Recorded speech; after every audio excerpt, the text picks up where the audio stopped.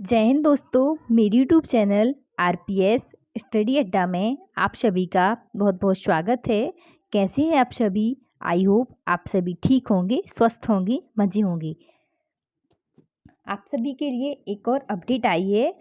ये आपके लिए बैंक की भर्ती आई है आपके मध्य प्रदेश में। ऐसा नहीं है कि ये वो आईबीपीएस बैंक से रिलेटिव या कुछ अदर से अलग से आपको बैंक की तैयारी करनी पड़ेगी, ये उस टाइप की भर्ती नहीं है। आप लोगों के लिए अच्छा मौका है, बैंक में ये भर्ती आई है। जिनका पीजीडी से डिप्लोमा या डी से डिप्लोमा हो और ग्रेजुएशन, उनके लिए फॉर्म आपको डालने मिलेगा। और कॉमर्स वालों के लिए तो मिलेगा ही, उनके लिए बेनिफिट, उनके लिए सबसे पहली प्रेफरेंस दी जाएगी। मैं आपको बता दूं आपको कैसे देखना है। इसकी पीडीएफ आप सर्च कर सकते हैं। मैं आपको इसके बारे में फुल डिटेल बताती हूँ। यदि आप सभी मेरे चैनल पर फर्स्ट टाइम विजिट कर रहे हैं, मेरे चैनल को लाइक करें और अधिक से अधिक शेयर करें दोस्तों। देखिए, सबसे पहले आपको उस बैंक की वेबसाइट पर जाना है। ये मैंने जो वेबसाइट आपको सर्च करके भी बताई है। इसके बाद आपको इस तरीके से स्क्रॉल करना है। देखिए, ये लिखा हुआ है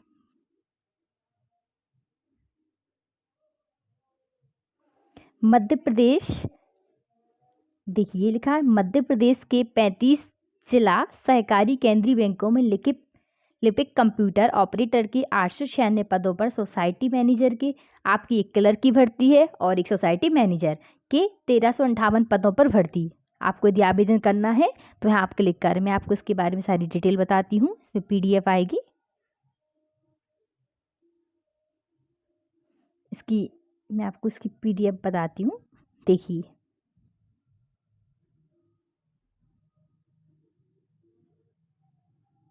देखिए दोस्तों, कुछ इस तरीके से ये पीडीएफ आपके सामने ओपन हो जाएगी। देखिए, आदि आपको इसकी पीडीएफ चाहिए हो तो आप इस वेबसाइट पर जाकर ले सकते हैं।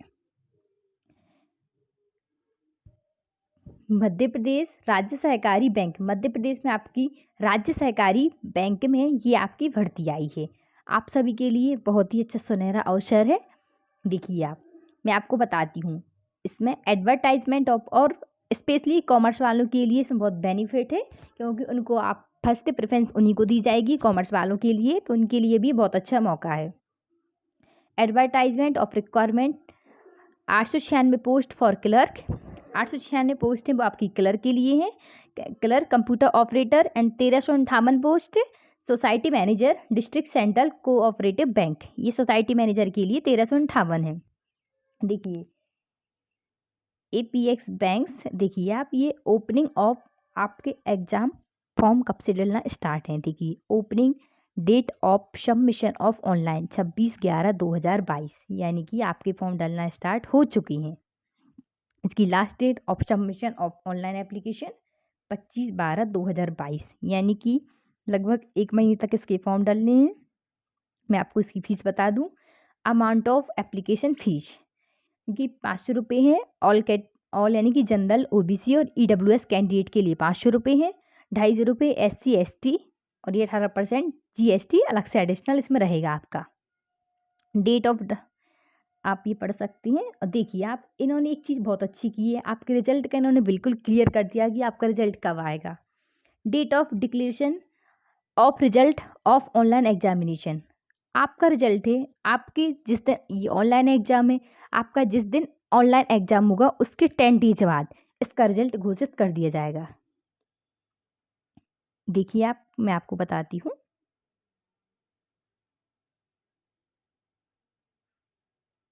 आपका एग्जाम होगा उसके 10 डे के बाद आपका रिजल्ट क्लियर कर दिया जाएगा। यहाँ ये लिखा है अराउंड 10 डेज आफ्टर। अराउंड हो सकता है मे बी 10 या 15 डे हो जाए, लेकिन उन्होंने क्लियर कर दिया आप, यानी कि आप ज़्यादा टाइम नहीं लगेगा इसके रिजल्ट के बाद।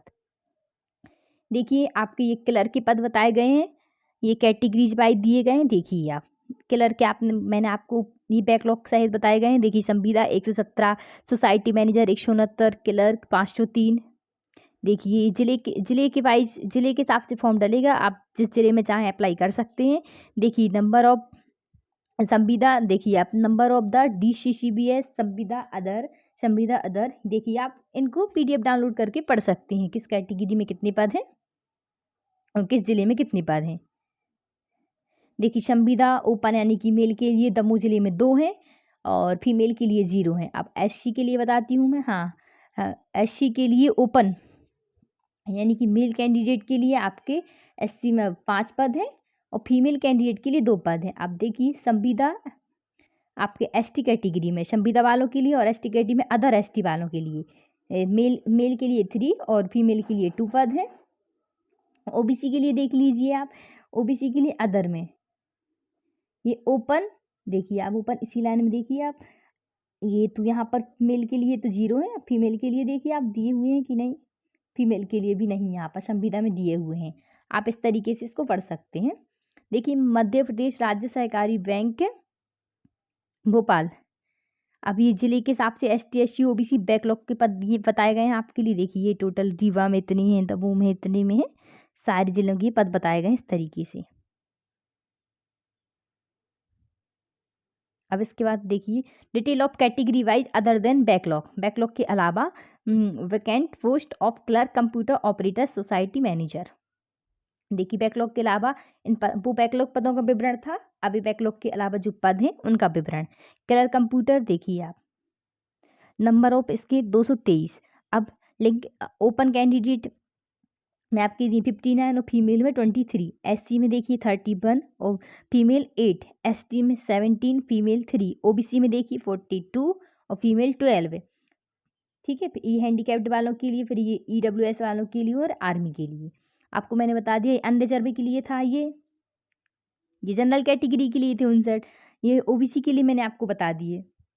अब देखिए सोसाइटी मैनेजर के लिए देखिए पद, ओबीसी में देखिए सोसाइटी मैनेजर के लिए आपके ये पद हैं, आपके मेल कैंडिडेट के लिए 156, फीमेल के लिए 85, एसटी में देखिए 140 पद है और फीमेल के लिए 63, एससी में 114 और यहाँ 57, और ये अनरिजर्व के लिए 241, 126।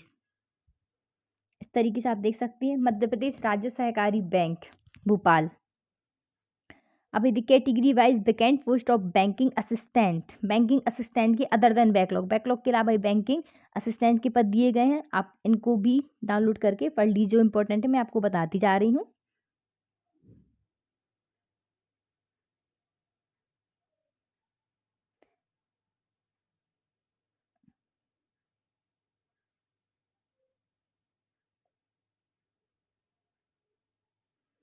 देखिए government of Madhya Pradesh has issued, जो आरक्षण वाला इशू चल रहा है, नोटिफिकेशन डेटेड ये 2019 का, for increasing OBC reservation from 14% to 27% in percent of the, ये दिया गया है। उन्होंने कहा है कि जब ये इशू होल्ड हो जाएगा, अभी आपको इतनी 14% ही दिया जाएगा, जब इशू के बाद ही इस आपके आरक्षण पर चर्चा होगी, आप इसमें देख सकते हैं।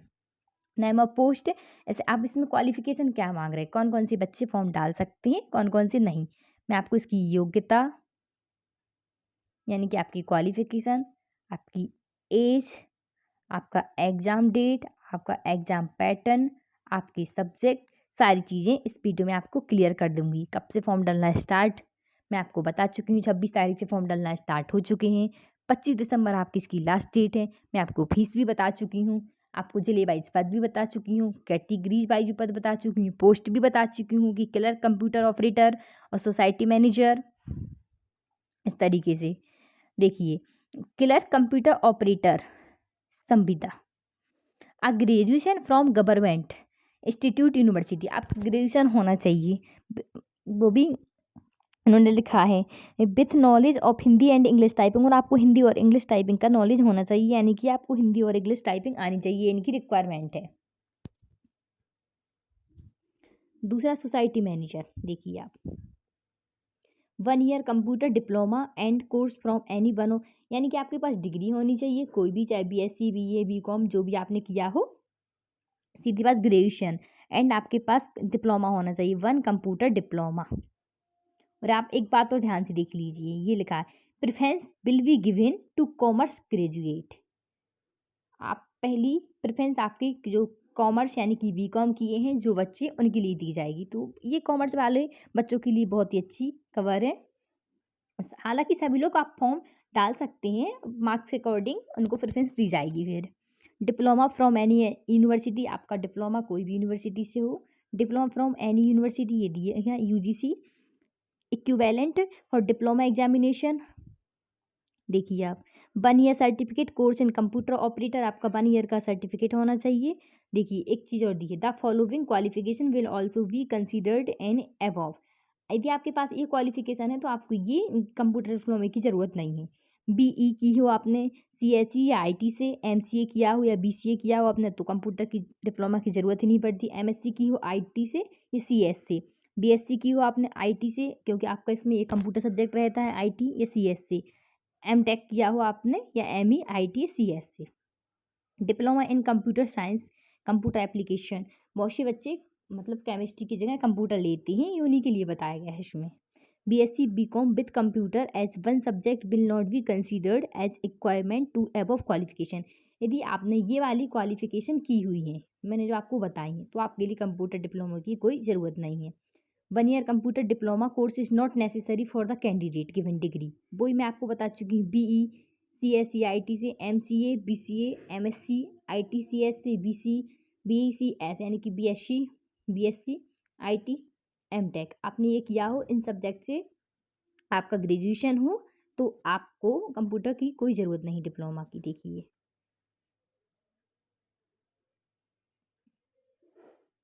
और ये बहुत से बच्चों की ये भी डाउट रहता है कि मेरी रनिंग में चल रही मैं फॉर्म डाल सकता हूँ या डाल सकती हूँ, तो उन्होंने ये बोल दिया 31/10/2022 से बिफोर आपका ग्रेजुएशन कंप्लीट हो जाना चाहिए तो आप फॉर्म डाल सकते हैं।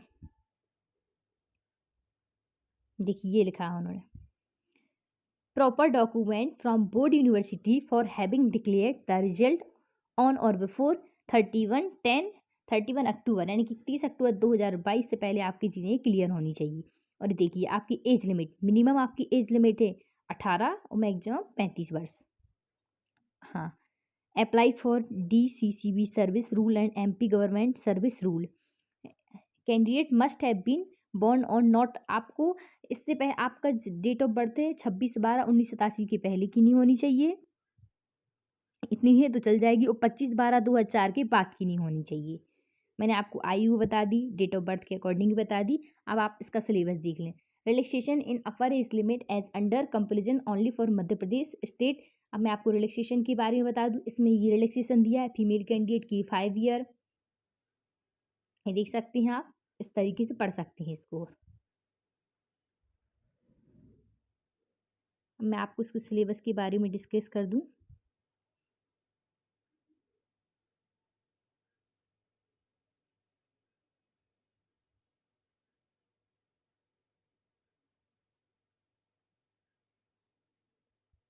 देखिए ये आपका सिलेबस दिया हुआ है इस तरीके से। The structure of the online exam, आपका ऑनलाइन एग्जाम होगा for the post of computer operator and society manager, computer operator post और सोसाइटी मैनेजर। आपकी रीजनिंग आएगी 40। आपको ये नहीं सोचना है कि ये बैंक लेवल का एग्जाम है जो IBPS PO होती है, ये उस हिसाब से नहीं है। यदि आप नॉर्मल तैयारी कर रहे हैं MP की एग्जाम की तो आप इस फॉर्म को डाल सकते हैं, ये उस लेवल का एग्जाम नहीं आएगा आपका, ये जो मैंने आपको बताया है ये IBPS लेवल का नहीं है। ये आपकी IBPS कंडक्ट नहीं करा रही है, आपकी MP एग्जाम जो कंडक्ट कराती है वही आपके ये एग्जाम कंडक्ट करवा रही है। देखिए आप इसमें रीजनिंग, हाँ माइनस मार्किंग इसमें रहेगी, मैं आपको बताती हूँ। रीजनिंग आपकी 40 नंबर की आनी है, मार्क्स 40 क्योंकि 1 क्वेश्चन 1 मार्क्स का है तो 40 में से 40 यानी कि। कंप्यूटर नॉलेज आपका 40 नंबर का आना है, तो 40 क्वेश्चन 40 मार्क्स। जनरल अवेयरनेस यानी कि आपकी इसमें हिस्ट्री आ जाती है, geography, polity, current affairs, economics, लगभग सामान्य ज्ञान, साइंस भी आ जाती है इसमें, लगभग हिंदी साहित्य भी आ जाता है। उसके बाद आपकी English 40 number 40 question. Numerical ability आपकी ये मैथ है, न्यूमेरिकल एबिलिटी ये आपकी मैथ है, ये भी 40 नंबर की, ये भी। इस प्रकार से आपके नंबर क्वेश्चन हुए 200 200 क्वेश्चन होंगे, 200 नंबर का पेपर होगा। टाइम देखिए आपके पास 120 मिनट है यानी कि 2 घंटे हैं आपके पास। 200 क्वेश्चन है, 200 नंबर हैं और 2 घंटे हैं। और उन्होंने सब्जेक्ट वाइज टाइम को डिवाइड कर दिया है। आपकी रीजनिंग की 40 क्वेश्चन है 25 मिनट, कंप्यूटर के आपके 40 क्वेश्चन है 20 मिनट, जनरल अवेयरनेस 40 क्वेश्चन है 20 minute, English 40 question 25 minute, math आपकी 40 क्वेश्चन है 30 मिनट। इस प्रकार टोटल आपके पास 2 घंटे का समय रहेगा। सबसे ज़्यादा टाइम आपकी मैथ के लिए दिया गया है, उसके बाद रीजनिंग के लिए है और उसके बाद आपकी इंग्लिश के लिए दिया गया है। आप इस तरीके से ये चीज़ समझ भी गए होंगे। मैं आपको इसका रिजल्ट हाँ अब देखिए मैं आपको इसकी माइनस मार्किंग और बता दूं।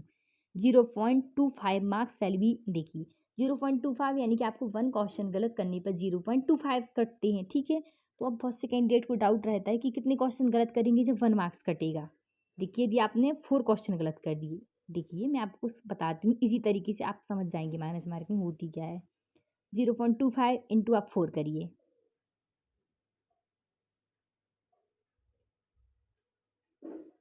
देखिए 1, यानी कि आपके 4 क्वेश्चन गलत करेंगे तो आपका 1 मार्क्स कट जाएगा, यानी कि 1 क्वेश्चन का मार्क्स कट जाएगा, आप 4 क्वेश्चन गलत करेंगे।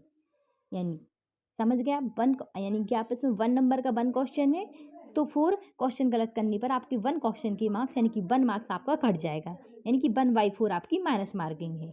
आप ये भी समझ गए होंगे। और 0.5 वाली माइनस मार्किंग भी मैं आपको समझा दूँ, ये इसमें रहती है, यानी कि इसमें 0.5 यानी कि 2 क्वेश्चन गलत होते हैं आपको तो 1 क्वेश्चन की मार्क्स कट जाती हैं।